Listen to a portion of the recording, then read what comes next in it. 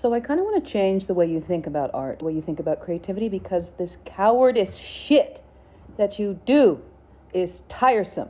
And please hear me out, listen to the end, because I have a lot to communicate, but I believe in myself and I think I'm going to cook. Okay, so here it is. First point, it's about talent. Your talent is whatever thing in you makes you feel like you have God in your bones. Your talent, therefore, is a technology. It's the most supernatural aspect of you. It is this aspect of God in your being.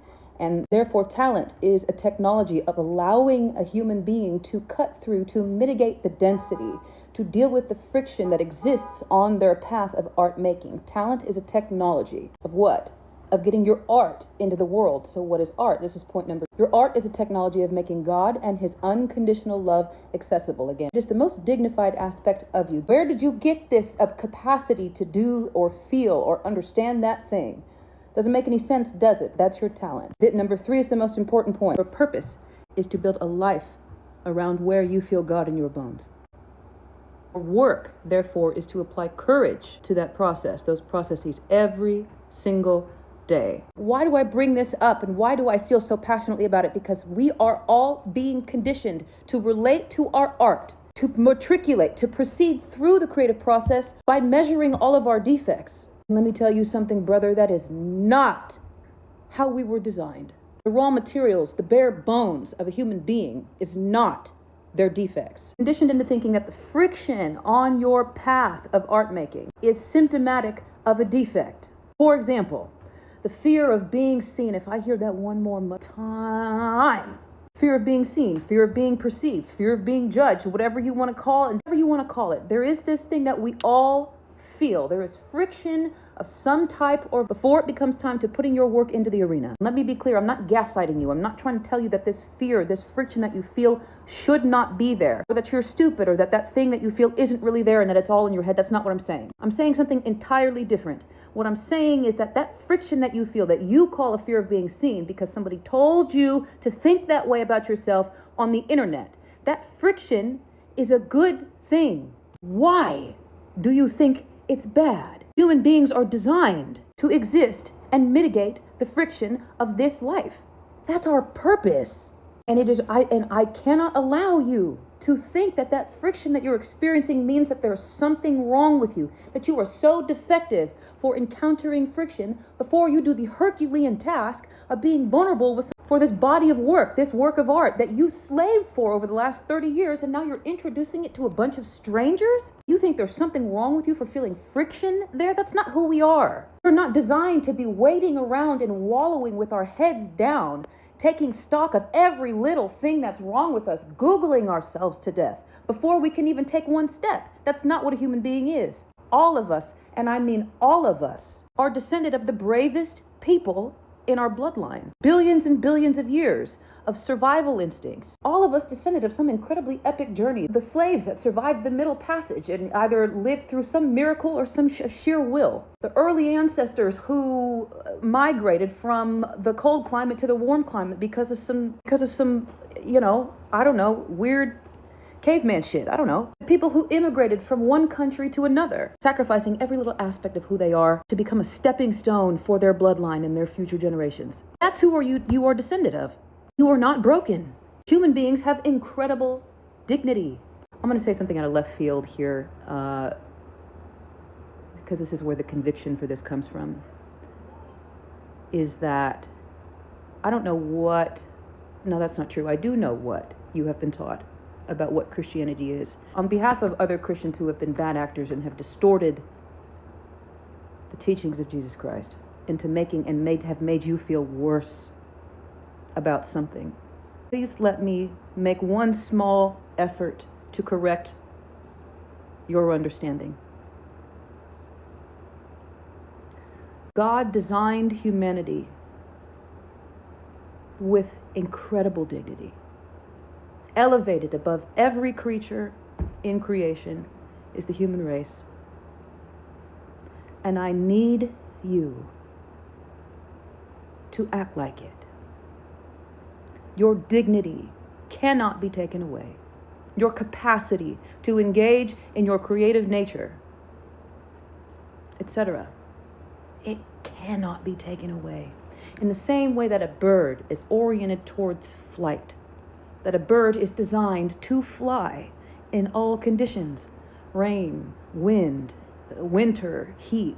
So is a human designed to create in all conditions, those with friction, with wounds, with damage, with setbacks, etc. You do not need to heal yourself before you are worthy or ready to create. You do not need to heal yourself because you are not broken and you are not sick. You are unconditionally loved. If you organize your life around creativity instead of brokenness, I believe that your life will change. The unconditional love is all you need to create, and you have it. I don't care who you are. I believe this so much, I would die for this belief. It makes me sick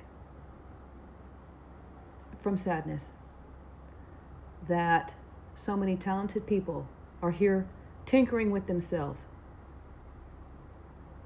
judging themselves into paralysis, confusing shame for healing, and vice versa. Shaming yourself and calling it the healing process, it makes me sick. If you're new here, my name is Vanessa. I am an opera singer and a writer. I'm also a creativity consultant. I have an online school for artists. Think about me as like the renegade professor. Joan of Arc meets David Goggins meets Rick Rubin. And I have an online school for artists. I've been doing it for 3 years, almost. And it breaks my heart to see, thousands of people have come through this school of sorts, my classroom. And the ideas that people have, I'm convinced that will change the world. The talent that I get to engage with on a regular basis blows my mind daily.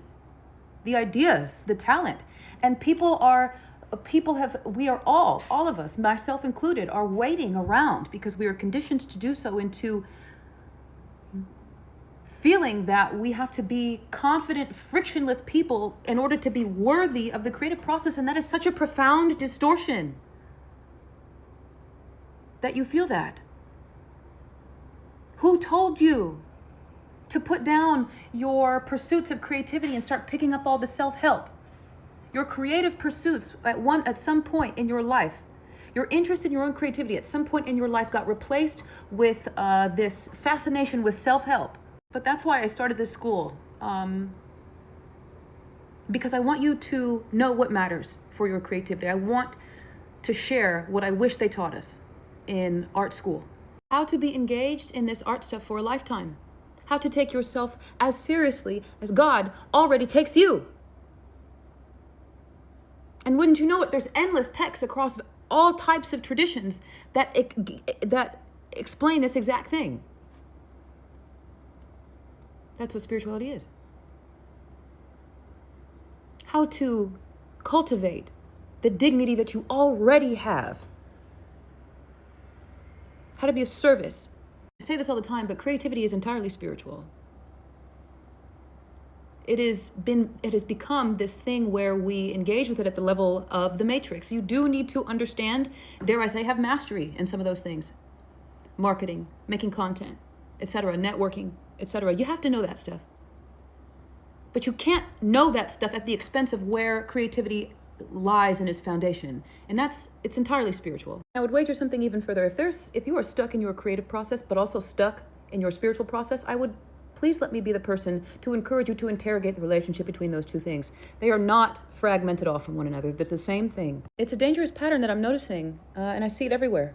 This way of relating to art through fearfully, defects. This thought process will lead a person to believe that the weight of the thing that they feel in their path is because of a defect, and not simply the importance or the scale of the work that they're here to put into the world. How dangerous could that be?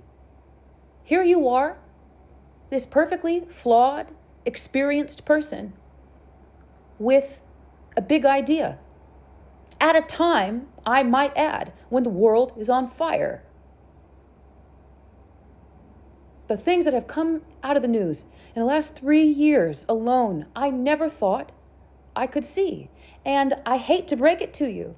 If you're listening to this on YouTube or wherever you're seeing it, it is likely that you are an adult now.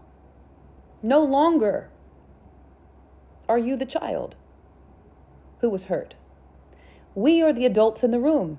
And by some design, all of us are at once coming of age during this time with these things happening on the news, etc. You have a solution. And there is nothing you need to do to change within yourself before you're ready to do it. You will always have work to do. And that's a grace, guys. That's a magnificent thing. How lucky are we that we will always have work to do? There will be a day in your life when you wish you had more time to do more work. Anyway, this is the kind of stuff that I wish we talked about in art school. How to build a life around your creativity for what creativity actually is. That's what my platform is all about. Life is art. I started something called the Life is Art School. And we start up for the summer school, summer sessions, June 15th. I'll drop some details maybe at the end. But yeah, put the self-help down, at least in part. Try that. Maybe not entirely, because everyone deserves support of some kind, but I do say, like I said, reconsider the balances a little bit, maybe. Rather than picking up self-help, I want you to take your creative idea into your group chat with your friends and see how the idea, even if it's not finished yet, if it's not perfect, if it's flawed, if it's in its infancy, etc., see how it animates the group. God is the creator, and you are creative. You have a seed in you. That is how we are all here, because every other human being has had a seed. It is some aspect of God's capacity to create in you, that God's capacity to allow the species and the cosmos to continue, whatever that mysterious thing is in you. In spades, you have a royal flush. Why would that idea, even as you stumble through it, not animate, help, support the friend group? Put it in the group chat. Hey guys, I have an idea. Let me see what you think. It's going to touch somebody. I promise you it'll impact somebody in some way. Or even better, what if somebody in your network has a way they can help you? And what if that person, who also has a talent, is waiting for an invitation to put their talent, their capacity, their analysis skills, their pattern recognition, their voice, their idea into use? What if someone else's idea is also in its infancy? What if we're all put on this planet at the same time? Because all of us are supposed to be working together to do something. I teach course after course after course, and by God's grace, for something that I don't understand, it has sold out for years. My online workshops, this kind of school for artists. And every single time, if there's 60 people in a monthly course, half of the people have the same idea. I mean, we do this in the class where I ask them to articulate their high vision, and we work through that process. It's a huge component of all my workshops, getting very clear on the raw materials. I'll talk about some of that later in the video. I'm moved to tears because strangers who are sitting in their little apartments, in their little sadness caves across various corners of capitalism, are sitting here believing that they're alone. But they get into my class and then again believe it's coincidence and not a miracle. And the vision that they have for their art, what their art is here to do, what healing, what wisdom their art is here to bring to the species. When they articulate it, it's almost word for word with their classmates. Identical missions, purposes. That's incredible. Why not share it? And let somebody help you. Let it inspire somebody. I posed this question on my Instagram the other day. What's something you wish you learned in art school? And a friend of mine said, how to inspire. And I haven't been able to stop thinking about it because, of course, we are here to inspire other people.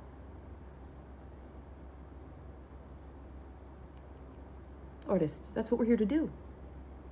Inspire someone to feel differently or more profoundly, to feel more deeply, to encourage someone, to convict somebody. That's what art is an expression of. Your art, like I said at the beginning of the video, is a technology of making God's unconditional love accessible. The idea is art school done right. I had a very good education in art school, but it taught me technique for the most part. It didn't teach me anything else. And I think what I've heard as an elder millennial, I think that the advice is like, oh, this is stuff that they can't teach you in school. You have to learn this in the world. And I say, hold on, well, why the fuck not? Wait, hold on, no, we can teach it. We used to, in traditional society, we used to organize ourselves around the raw materials of being a human being, about what matters. So I say, why not?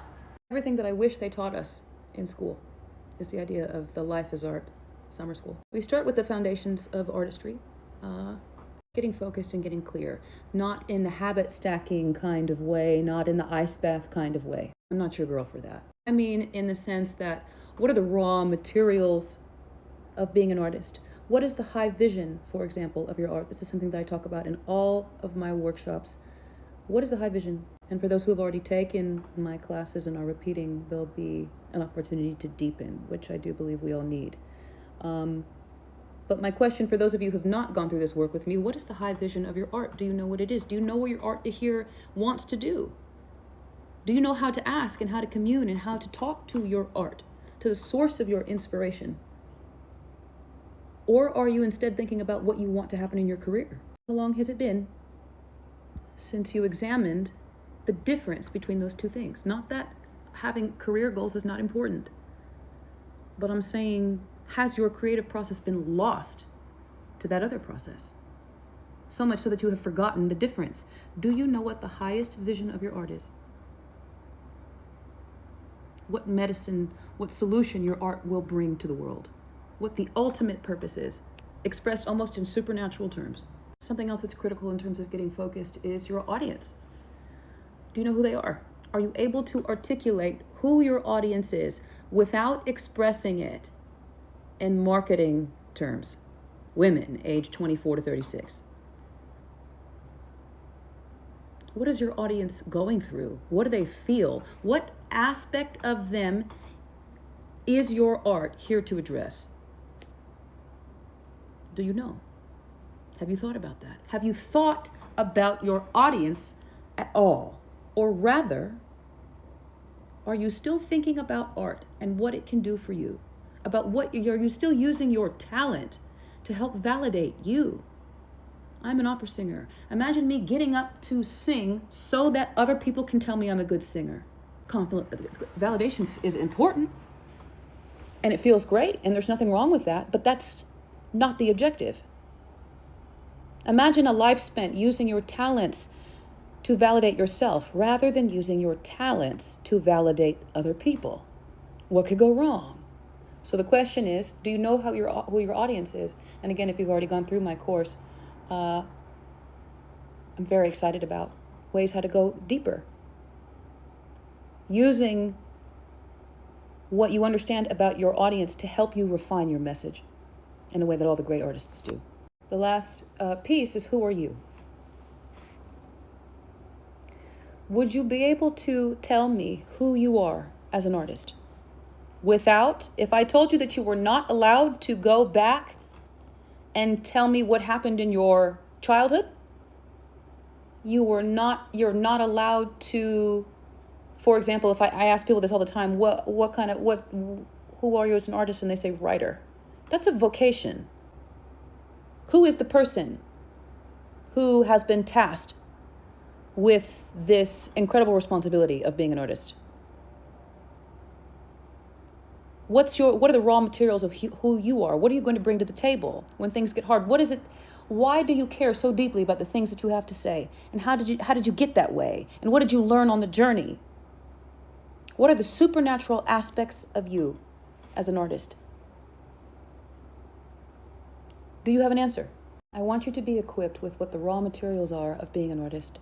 And I want you to get into the arena, and I want you to stay in the arena. I want you to learn how to build a life around art in a way that it was talked about in all of the spiritual texts, the way that it was referenced in the great cave paintings, etc., in the way that the great elder artists talk about. I want you to have that information, and I want you to stop wallowing around in fear, because that process has nothing to do with creativity. So in the first section of summer school, we're going to be dealing with this stuff, the foundations, getting into the arena, getting clear on some of these raw materials, and writing an artist statement. If you do not have an artist statement, I promise you, you need one.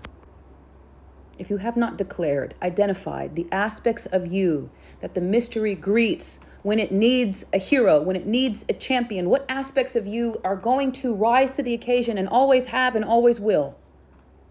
What aspect of you is the steward? What aspect of you is supernaturally courageous, and how and why? Who is the person doing the painting, doing the seeing, doing the hearing, doing the pattern recognition, whatever your gift, whatever your talent is, who is the person carrying it? What are the supernatural aspects of you who have committed, who are devoted to bringing something into the world? That is your artist statement. What else are we dealing with in this course? From the top of my lungs, I've talked about this a lot on YouTube especially. From the top of my lungs, what we also need to talk about is the body. I want to hold your hand when I say this. Creativity is not chased. Creativity is not pursued. Creativity is hosted, and it is hosted by the body. The human body is the location. It is the site in which the invisible alchemizes into something visible. And this is according to every sacred text in the history of our species. Every sacred tradition says that you need to lend your body to your creative pursuits. Your body was designed to create. Your body's capacity to create is infinitely more intricate and sophisticated than any other function in your body. You are not designed to heal. The purpose of art is not to heal you, because you're not broken. The purpose of your body is to support your own capacity to create. Lending your body, therefore, in the creative process is going to change your life. And so I have a whole curriculum on body stewardship and ancient wisdom, ancient practices for the relationship between creativity, spirituality, and art making. The body is the linchpin. The body is the safety suit. The body is the technology that supports creativity. And if you are trying to birth something large, new into the world, and you have not enlisted your body in that process, again, no wonder you're stuck. There's nothing wrong with you, but there is a way to do this stuff. Something else we're going to talk about in summer school is finances and business. As a Marxist who used to be in finance, retired finance girly, among other careers that I've had in the Matrix, I have a lot to say about money making and creativity. Every day I meet artists who have a fear of selling their art. They can't seem to reconcile being an artist and this generous servant, steward, warrior attitude that they feel on behalf of their art. That's who a lot of my clients are. They feel called into something. And while they carry that, they cannot seem to reconcile making money, which is fine, I think, but not if it paralyzes you. Rubs up against a fear of selling your art, of making your money. And like I said, as a Marxist who used to work in finance, I cannot wait to help people and address this topic. For now, I mean, I could go for weeks on this subject alone, but for now, I'll just give you this crude example. Imagine a slave who lived inside of the conditions of American slavery 400 years ago. Imagine that person, that slave, feeling as though it were wrong to learn how to read, because back then it was illegal for American slaves to learn how to read. Imagine if a slave thought that they were a bad person for wanting to read, and then because of that, just opted out of ever learning how to read because they learned that it was wrong. Because back then it was a fixture within the false consciousness of society then for a slave to learn how to read. That was bad, that was wrong, it was against the law. The same can be observed in you if you are afraid to make money, if you are carrying the idea that you monetizing in some capacity your little Substack of haikus, your little Etsy page of watercolors. If you think that there's anything like you, if you think that there's anything that you and Jeff Bezos have in common because of that, that means that you have internalized the hegemony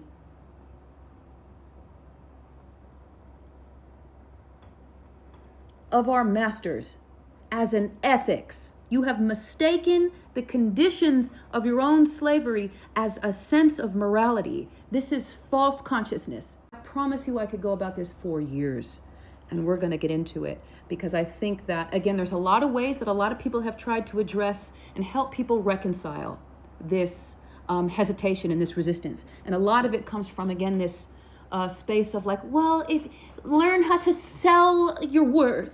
But not everybody is thinking that way.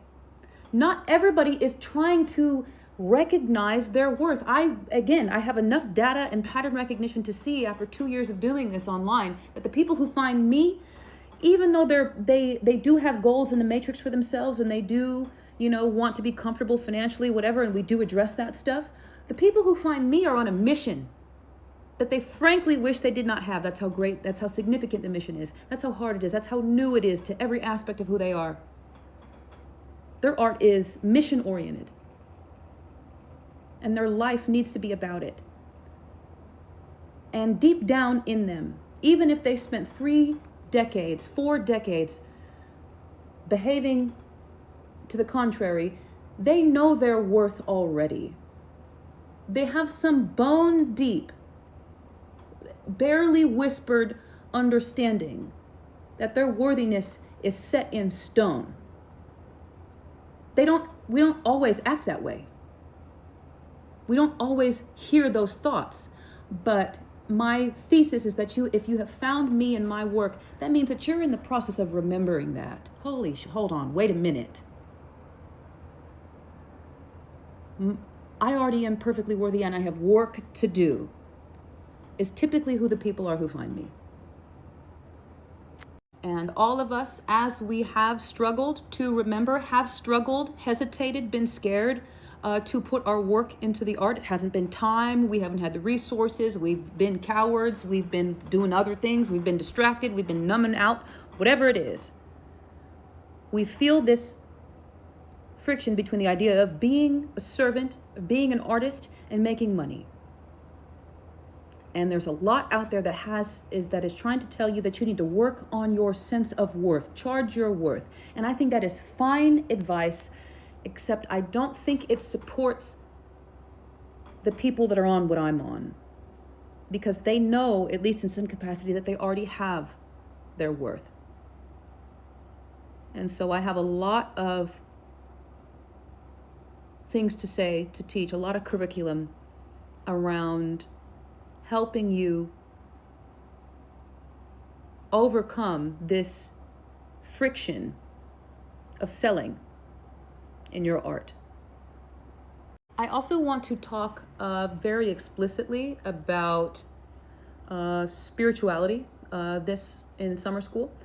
People who have had more intimate access to me in courses have heard me talk about this in various ways, but this will be the first time that I'm going to go do a deep dive. It's time for me to do that. I want to talk explicitly about spiritual warfare and rules and practices for an artist's discernment. Said simply, God is the creator and you are creative. You do not think that literal evil is coming for you because of that fact. But if you do not think that evil has been haunting you and attacking you every minute of every day that you've been alive, because you have a purpose. God is trying to recruit you into the creativity game, which threatens evil. And evil's function is to get you to stop. But I always say this, especially in my classes. If you struggle to understand God, study evil. If you struggle to understand God, study evil. Why? Understanding evil, how it moves, what are its mechanics, what are its objectives, disambiguating your concept of evil, said another way, helping you see and find objectivity within these incredibly important spiritual concepts. Being able to see how evil moves and works will show you, will be a crash course in helping you see how God works. Once you can see it at work, and once you understand it, once you have an understanding of it beyond this metaphorical, non-specific, mumbo jumbo, how do I say this? If you can see how evil has been working in your life and what it feels like, you will automatically have information about how God has been working in your life and what God feels like. But in a nutshell, what I want to say is that if you're afraid to do something, if you have been afraid to the point of paralysis to carry out some aspect of your vision, to participate in your talent, to create art in some way, if you have been afraid your whole life to the point of paralysis, that paralysis very likely is a symptom of warfare, because it's time to talk about spiritual warfare and creativity. But that paralysis is not a feature of our humanity.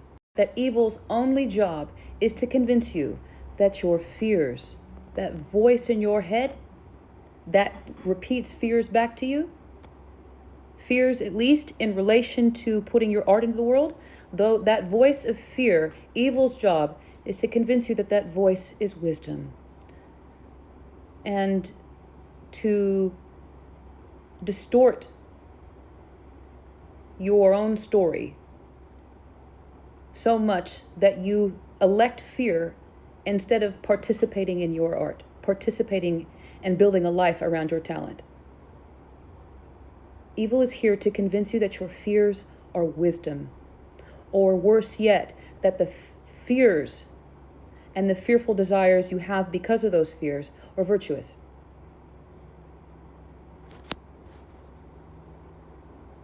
And when you have lived a life of believing fear as if it is wisdom, you will become paralyzed. But think about it again. I've said this before. God is the creator. In every tradition that the human species has ever come up with, God is named as the creator. In every single tradition, God is the creator. And you are creative. Anything that convinces you, that works at you, to get you to stop participating in that creative relationship with God, is not wisdom. And so I want to talk about that. I want to talk about spiritual warfare, tools of discernment, and spiritual foundations for building a life of art. My objective isn't to necessarily evangelize. Everybody of every tradition, of course, is welcome. I'm Roman Catholic, but the objective of my school, my online school, is exclusively about creativity and creative maturity and helping you build a life around your purpose. That the creative process has been, like I said, has been too entangled with using art as a way to fix defects. You are not defective, and I would wager that the voice that convinces you that you are defective is evil. And let me tell you something, not on my watch. This summer school is designed for a bunch of lessons on building creative maturity, helping you matriculate through your creative coming of age, because many of you, like I said, feel called to something bigger. And it's time, I would wager. And so I want you to have these lessons on what are the raw materials of being an artist, what are the raw materials of pursuing your art like an adult, of having the stamina, of disentangling yourself from the process that the Matrix encourages us to have, to pursue your art fearfully and to pursue it like it's a sprint. It's a marathon and it's a grace. Most importantly, I want you to have community. I want you to graduate from the season of pursuing your art alone, of thinking that it is just you against the world, of tinkering with your idea alone, by yourself, on the internet, or whatever it is, you versus YouTube, because that's not our nature. What I can tell you for sure is that people in my community want to help you. They're eager for it. They're thirsty for it. We are better when we help each other. And I want to... So if you're interested in summer school, I will include details below. There's a lot more kind of workshops and curriculum that I want to cover. It's also very important for you to see the structure. You're going to get a bunch of workshops and lectures from me. There's also going to be a huge aspect that is community-based and group project-based, because I need you to stop working alone. You can't do that anymore. Your idea is too important and you are too talented, and we've got to get this shit going. The thing that I'm most excited about is something called a cookout, where across the 2 months that we have together in summer school, there will be 2 cookouts. The idea is come fix you a plate. Bring something, meaning your art, share it with the group, but everyone else shows up with something too. So fix you a plate, potluck style art sharing, where you bring your creative idea and then you receive support from the group by way of feedback, encouragement. Maybe someone has a skill that they want to share or lend to you. One has an amazing network or wants to help you with a connection, an introduction, etc. You practice taking the courageous step of sharing some aspect of the stuff that you're working on, either a finished product or something that's just at the idea level, something that you can barely even articulate.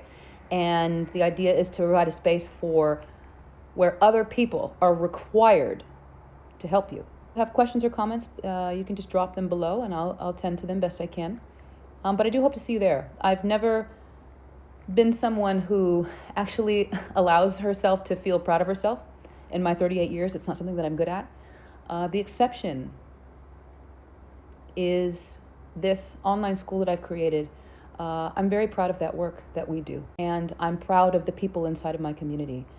I'm proud of what my students and my clients have achieved together, the things that they have faced, the fears that they have conquered, the clarity that they have committed to and achieved on behalf of their art. I'm very proud of them.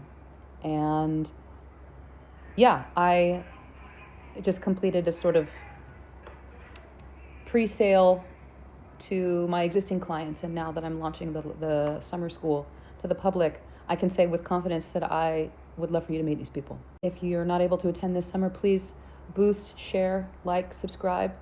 I'm on a mission here, and yeah, I could use your help.